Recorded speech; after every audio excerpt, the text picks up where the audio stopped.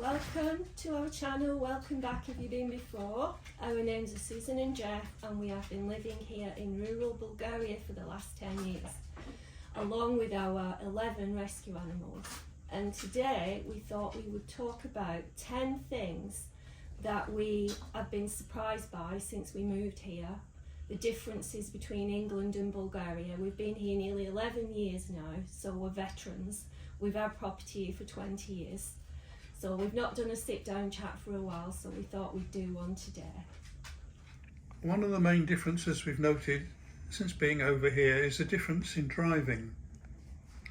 Over here, you have to have two sets of tyres, winter tyres and summer tyres, and the summer tyres have to be changed in November to winter tyres, and again at Easter back to summer tyres. Also, we have what is called a vignetti, which is a form of road tax. You can buy it at any petrol station or post office, and it basically you can buy it for a few days up to a year. Obviously a year is more cost effective. Also, the lack of traffic on the road. We don't have traffic jams like we do in the UK. You don't sit for hours in traffic. Even the rush hours in the city are only 15-20 minutes. There's no waiting for hours to move a few feet like we used to experience in the UK, especially in the southeast. It is also another difference is that it's a legal requirement here that you must always drive with your lights on during the day. So another thing that has surprised us about life over here are the differences in the healthcare service. There are lots of differences, including the fact that you can actually get to see a doctor. You literally can just ring up or go online, make an appointment. There's no receptionist to get through. You can have an appointment within a day usually, or a few days. And if you need to see a consultant, you can be there within a few days or even a day. There's just really no waiting list. So that's really surprised us. So another thing that has surprised us about the healthcare service is that although we have a reciprocal agreement with England, because we've been here pre-Brexit, if you come after Brexit, things are different, but we have a reciprocal agreement, so we don't pay for our healthcare. However, you do have to pay for body parts, as we found out, didn't we, Jeff?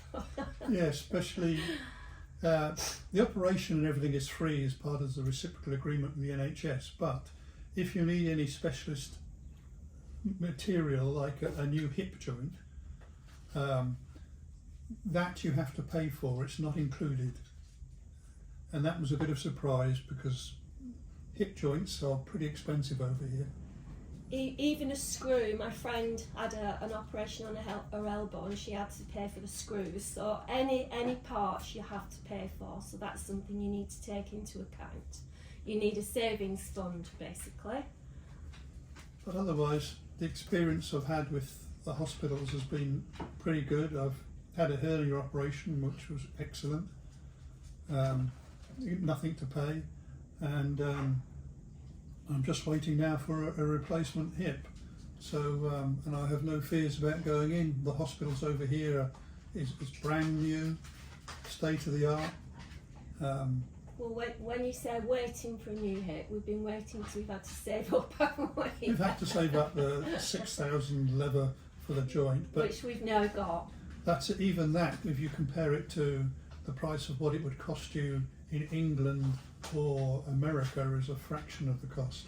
So we've actually got, for those of you who've seen our previous video about the health service, we've actually got the funds now, so Jeff's going to go and have his new hip soon, and we'll do a video on that to give you an idea of what the healthcare service is like over here.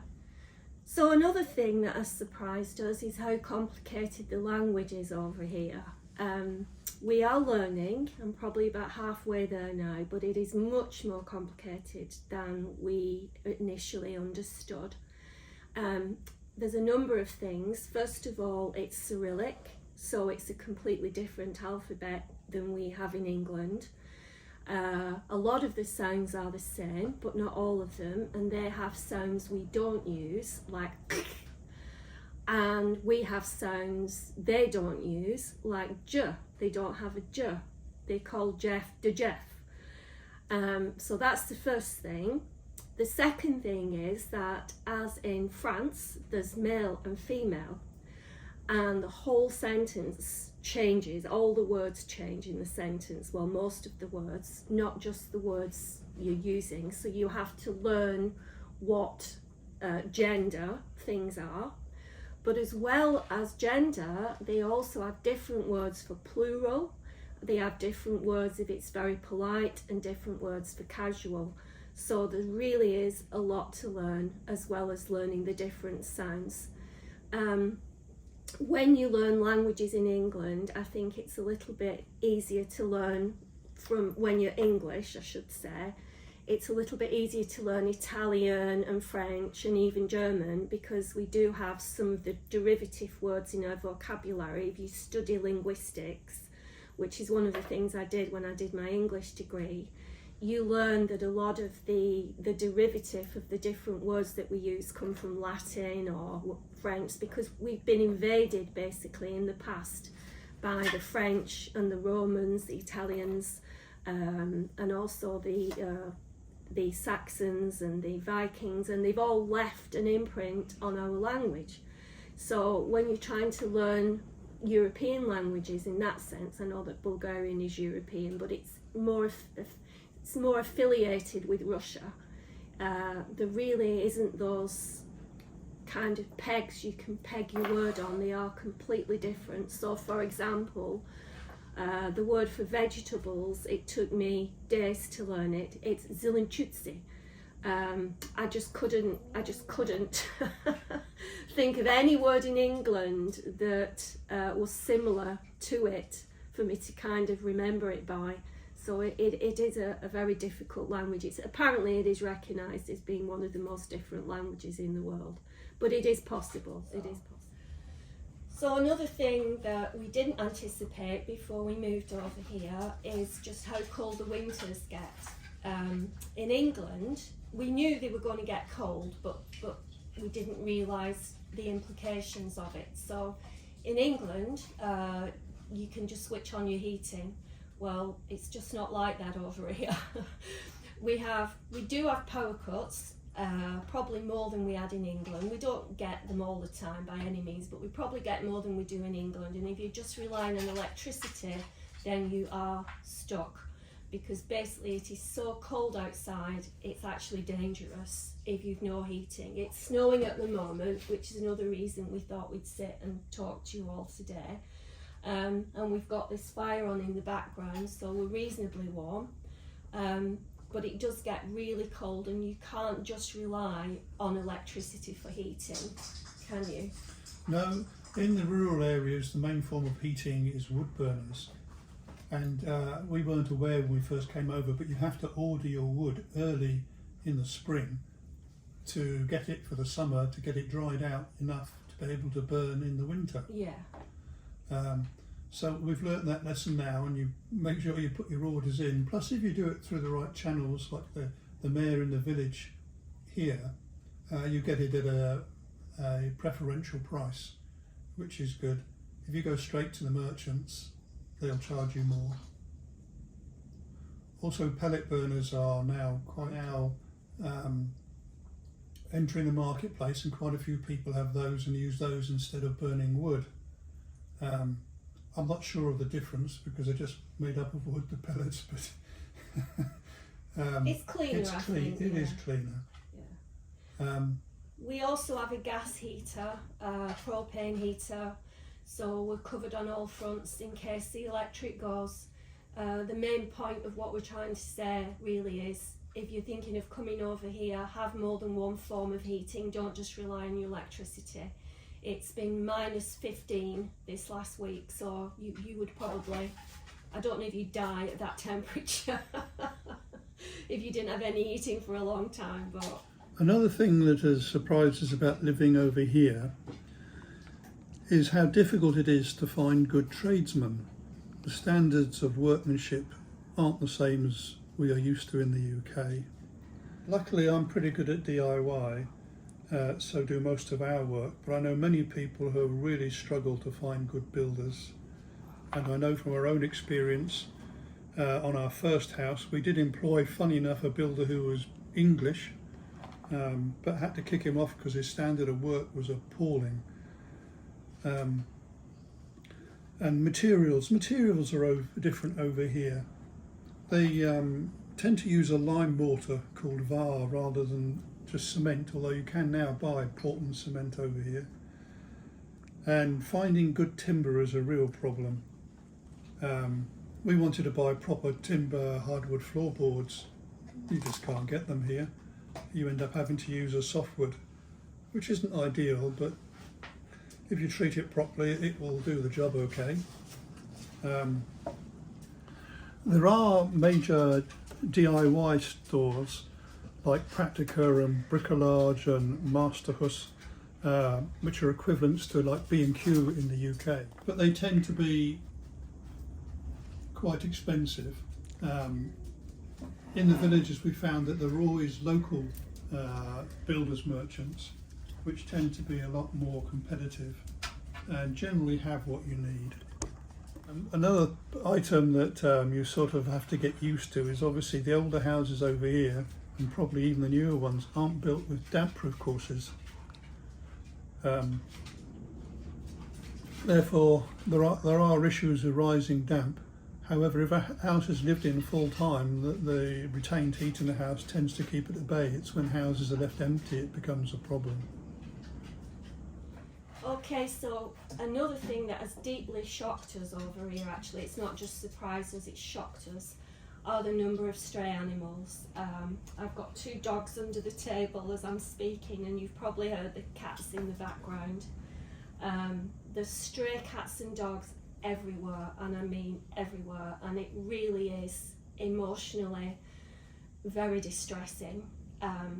So far we haven't just brought on, we've got currently 11 animals, but we've had more than that because some of them have died. So we've probably had, what, 15 altogether since we moved here in 10 years. And one of them had 8 puppies. Yeah, we ended up with 8 puppies. They're all strays, all our animals were strays. We've found them in diverse situations, from a little car park through to one of the local gypsies left a tiny kitten on our doorstep, and she was tiny, she shouldn't have been away from her mother. So that is something you need to bear in mind if you're thinking of moving here. The emotional strain of seeing all of these stray animals, and also I think you'd be heartless not to take them in, to be honest, at least to have a couple.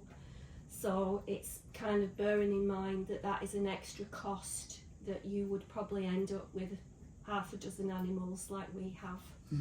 Traditionally, the Bulgarians only had dogs for either security or for working with their sheep. The concept of pets didn't really exist in the rural villages and towns. Now in the cities you'll see a lot more dogs on leads that people are treating as pets, but in the rural areas it's not so good. Maybe you can hear the storm in the background just then, it is very cold today.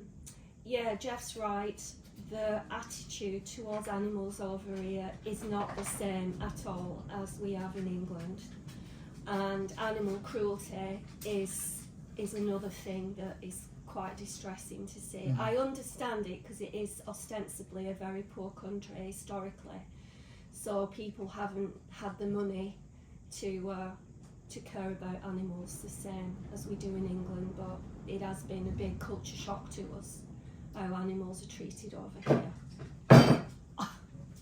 No.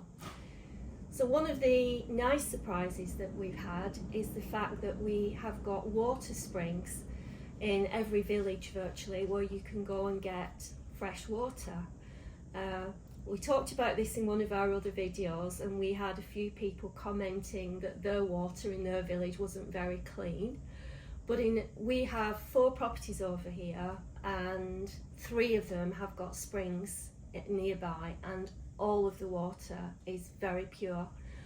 Two of the places where we have properties, the water is renowned for its purity. People travel miles to actually get the water. It's renowned for its healing properties. So that's been a real surprise, that you don't have to drink tap water. You can actually go and get free mineral water. I remember when Jeff and I went to Bath when we were courting. This is our second marriage, so we were a little bit older when we were courting, but we went to Bath for a holiday and we had to pay £5 for a glass of mineral water. Where you can get a massive bottle over here free of charge. You can just go and fill it up. So that's been a pleasant surprise about living here. So another thing that we found very different over here is the history. We've been really surprised by the history of Bulgaria. I've always been interested in history, but I never knew anything at all about Bulgaria. I think growing up in the 1980s and 70s, we had a Cold War with Russia, and I think kind of Bulgaria came under that same jurisdiction that I just grew up not knowing anything at all about Bulgaria. So it's been really surprising to us to learn the history. Yeah, it has to be appreciated that Bulgaria is a country that's been occupied for most of its history. The Ottomans have been here for 500 years, the Romans for 300 years, then the Germans came in, and then the Russians came in to liberate Bulgaria from the Germans, but stayed as an occupying force. So it is really only over the last 3 or 4 decades that Bulgaria has really begun to flourish under its own steam. And most Bulgarians are very patriotic. They have heroes. People like Vasilevsky is the main hero. He was a young man who was going into the priesthood, and apparently God spoke to him one night and said, I don't want you to come into the priesthood, I want you to save your country, free it from occupation. And so although there was lots of resistance, because Bulgaria is occupied by mountain ranges and there's lots of resistance hiding up in the mountains which the Ottomans couldn't get to, Vasilevsky managed to unite these and set up communication systems and be much more efficient against the occupying forces. And so the spirit of liberation is what fueled a lot of other parts of Bulgaria to join in the revolution. He knew he wouldn't live very long, and one of the things we learnt at the museum to Vasilevsky was that he saw his mother and gave her a lock of his hair, saying, "They'll never let you have my body, but at least when you know I die, you can bury this." And that lock of hair is still in the museum. It's a plaque. It made me cry when I saw it. A very, very brave man. But there were many others like Histrog Botev. He was another revolutionary and poet, very close to Vasilevsky, but every village had a hero. And as you go around Bulgaria, you'll see statues commemorating these heroes. And every year they will have celebrations to commemorate them. They don't forget the heroes of the past. Yeah, they have some amazing traditions. We've been really surprised by those as well, given our dearth of tradition. We've just lost so much tradition back in England, whereas here it's rife. There's not a month goes by when there's not some major celebration to do with their history. Yeah, it's incredible, isn't it? It is, and Bulgaria is an old country. In fact, Bulgaria is the only country in Europe that still has its original name. The oldest worked gold in the world has been found here in Bulgaria. It makes incredible wine. There's wineries all over Bulgaria. They found the oldest wine press here, didn't they? Yes, and there are a number of really heart-rending stories of Bulgarians dying in last stands, especially at Shipka Pass, trying to hold the Ottomans at bay against numbers that far outnumbered them, but they still stood against them. I think a lot of people in England don't realise just what a barbaric, terrible regime the Ottomans were, the Muslim Empire.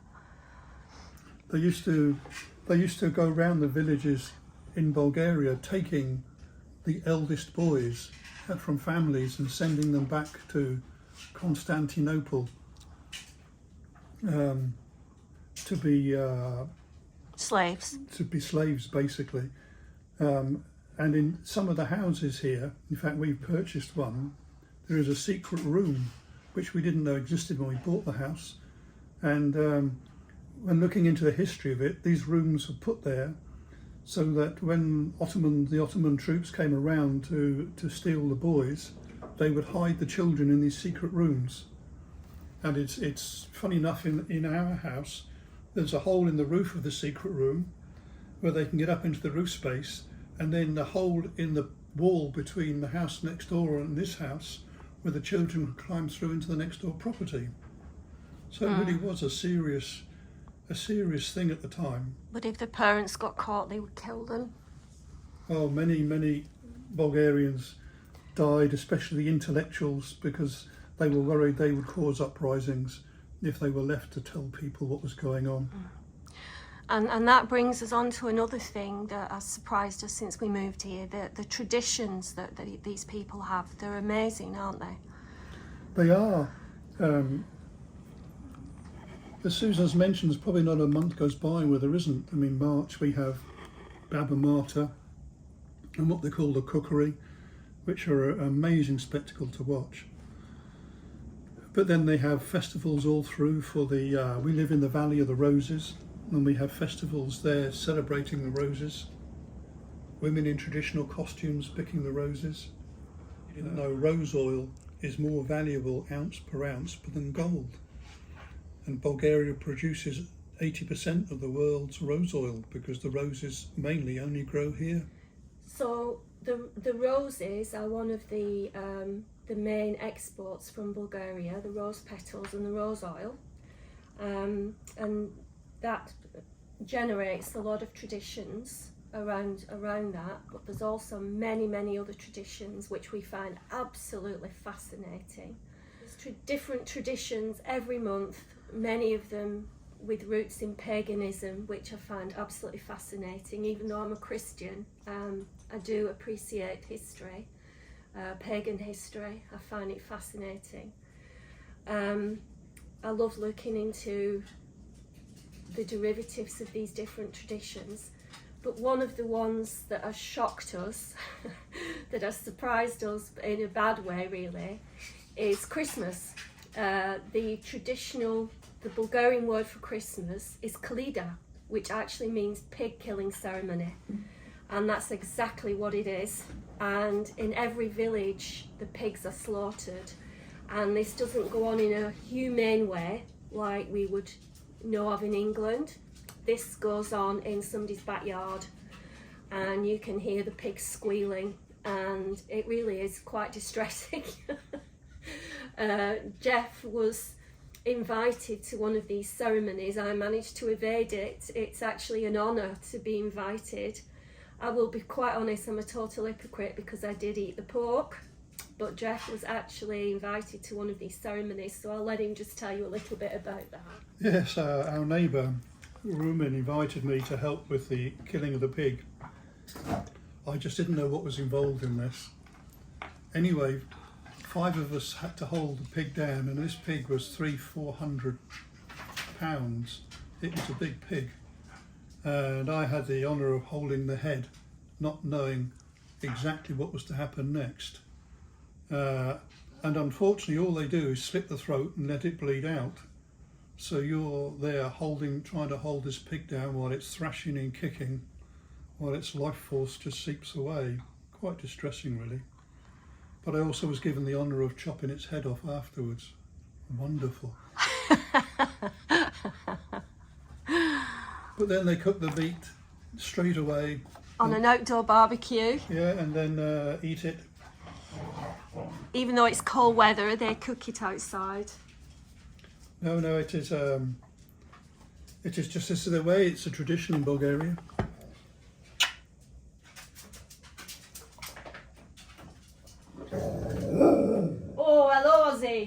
Go on, you come on too.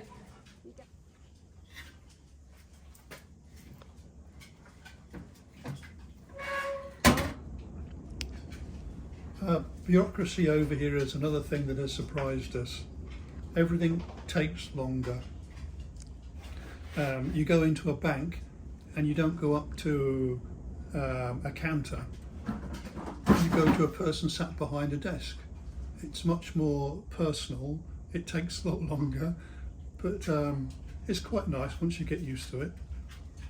You obviously have ATMs everywhere if you need ATMs for cash. When you're getting your visas, that entails at least 3 visits to the visa office. We've been told that this is a throwback to communism, haven't we? When everybody had to have a job, so they created jobs for people. Yes, very much so. And it's it's like if you're over here on the road, you can incur speeding fines because there are quite a lot of cameras now without even knowing it, because they don't stop you. They don't send you anything in the post. The first you know about it could be years later when you change your car. And then they'll suddenly say, oh, you've got 11 speeding fines to pay. Another thing that we found quite different over here than in England is, in England, although you can live in certain places where you get really nice neighbours, and we've experienced that. A lot of places in England, you feel very isolated. Even your neighbours don't say hello. You know, it's I've heard a lot about this, although we've not experienced it too badly. I know that a lot of people complain about this in England. It's just not the case over here. All of your neighbours, they treat you like part of their family. They treat you like part of their family, and it's got good points and bad points, because they like to know all your business, so that's not something we're used to in England. But it's also really nice in that you always know there's somebody you can go to if you're having a problem. I mean, it's just amazing, really. We're in a little enclave in this particular house where we are at the moment, which is our house close to the Black Sea. And we've got 3 neighbours in this little square where we are, and I know that I could go to any one of them if I had a serious problem. It's just really, really a good thing to know. So that's surprised us as well in a nice way. And another thing that surprised us on this topic was when our car broke down the other week, wasn't it? Yes, yeah. We had 2 flat tyres, would you believe, one after the other, and we only had 1 spare. And it was late at night. Gone midnight, and we were on a country road with nothing in sight, and wondering what the heck we would be able to do. Then a motorbike and a car came along the lane with young people in. They could only have been in their early 20s, and they saw what had happened, and they just took over. They took my second punch of tyre, drove off with it, and 20 minutes later came back with it fully inflated and repaired. We couldn't believe it. I would never experienced anything like that in the UK. None of them were drunk? They weren't drunk, they were just really nice young people. That surprised us in a good way. Yeah, absolutely. It revives your faith in human nature. We have been very, very blessed with the people we've met over here, haven't we? We have indeed. So we hope you found this useful for anyone who's thinking of moving over here. Do feel free to ask questions in the comments. We're more than happy to help. As I say, we've had 20 years experience of living here now. We used to come over twice a year. We had property over here for 10 years before we actually moved over here, which is now nearly 11 years. We've never looked back, and we never want to come back to England, especially from things we're hearing at the moment. I apologise, this has been a bit of a haphazard video with all of the animals, but this is our life, this is how we live. So our next video will probably be about Jeff's hospital visit and his operation, if anyone's interested in healthcare over here. And before we leave you, I'd also like to mention that Jeff does provide a very much needed survey service for anyone who's thinking of buying property over here. Do you want to just say 2 minutes on what you do? Yes, survey service sounds a bit vague. What I will do if people are interested, because it saves you a lot of money in having to keep flying over here to look at a property you're interested in, is I will visit the property for you, check its condition, point out all the problems, if there are problems, and do a condition report on the house and send it to you so you can make a much more informed decision whether you really want to come out and look at it or whether it's not what you're looking for. So if that sort of thing appeals to you, as I say, it saves you a lot of money in having to keep coming out here.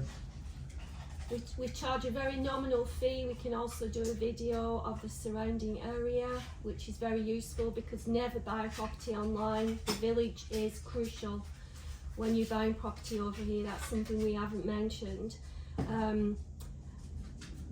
Villages vary drastically between one and another, and never buy a property online. Without seeing a village. What have they done? Sorry, that's the dogs knocking some videos off the table. Yeah, sorry, excuse me. I should say that I've spent my whole life in the construction industry, from both practical to managerial.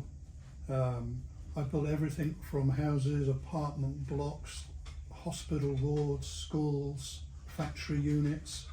You name it, I've built it, or at least been involved with the construction of. So I have sort of a good 40-50 years of experience in the construction industry.